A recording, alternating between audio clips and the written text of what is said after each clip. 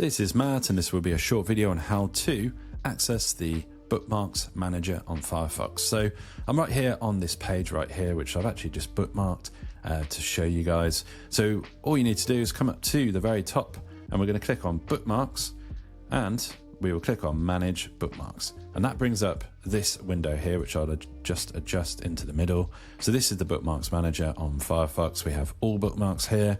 You can see your bookmarks toolbar right here. So these are the ones that will appear in the toolbar at the top.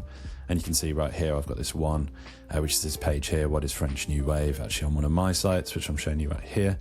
Then you also have this one, which if I expand this is the bookmarks menu, and you have other bookmarks right here as well. So different options, you can right click. So you can, if you've got a whole bunch of bookmarks here, you can right click on them and you can open a new tab, new window, or just open them.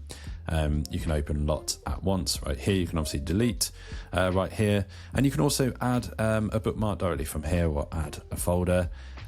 Anytime that you want to actually add a bookmark, you will just come up to the top and you can edit this bookmark because it's already on there. But if it's a different page, let's actually go to a different page.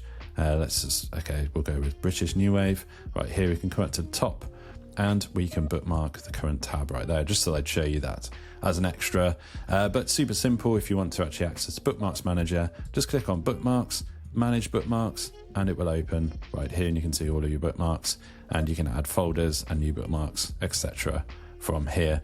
So hopefully you found this video on how to use the Bookmarks Manager on Firefox. Hopefully you found this video useful. If you have, drop this video a like, it really helps, and subscribe to the channel for more videos just like this.